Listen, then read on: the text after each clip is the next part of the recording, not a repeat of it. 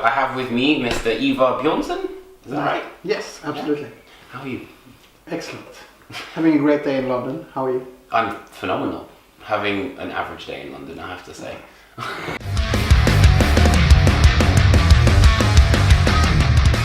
So, after Herbrand left the band, what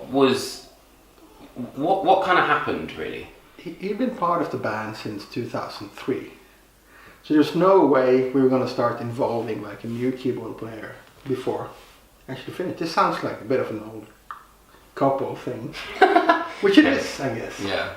It would just be too weird to have like the new guy, so whatever. So also Grutle, who used to do both clean vocals and the metal vocals before Herbrand, really, stepped up and said he was ready to take charge of both vocal types more.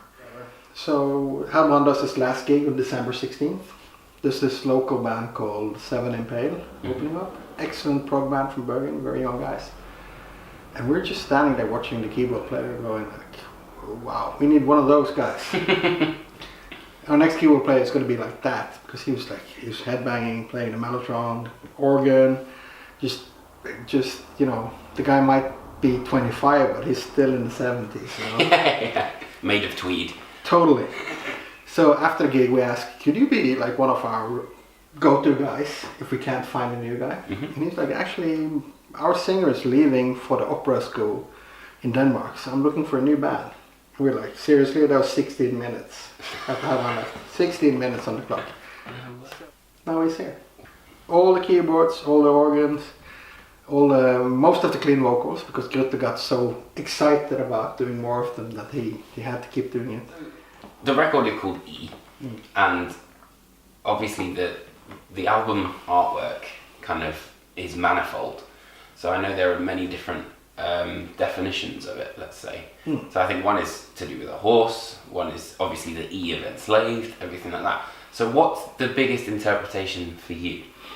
For me, it's E as the rune, Evas, EHWAZ, which translates into horse, which is a rune that symbolizes twosomeness, duality, in every form and shape. In slavery, we've been very concerned with individualism, about standing on your own, especially from the 2004 album Isa and forth. And now it was, I guess, sort of time to recognize a lot of those partnerships and collaborations. That's a bit of a positive, hippie message. Finally. In Times was very progressive, I would say. Do you feel that, if people were to put you in a genre, that would it be more prog now? Or will it be kind of black metal? Now it's becoming circles within circles, because now we're starting to actually go in within the prog genre and fucking that up.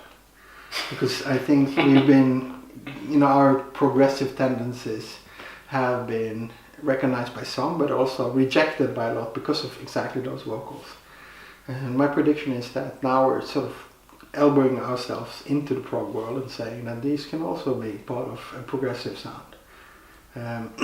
And I think the prog world needs that. We discovered that one of the songs on the album only have clean vocals, actually. Really? For the first time. We were like, oh my god. Let's hope not enough black metal people discovers it. I guess I said it now. But they might not, because we were listening to that song like 200 times before we discovered, like, hey, there's no black metal vocals. But no, I don't think we're going to leave anything behind, to be honest. We're going to that's the magic trick we've been doing now for 25 years, is that... There's one track in particular where I feel like Icedale's kind of soloing is totally different to anything that he's ever done before. Which one is it? It's the Storm... It's the third track. I can't remember the name off the top of my head. Oh yeah, Sacred Horse? Sacred Horse, that's it. Yeah. It's different because it's me. We'll edit. Oh, is it you? Yes. No way! There you go. Good observation. What made you want to do it then? It just needed a solo right there and then.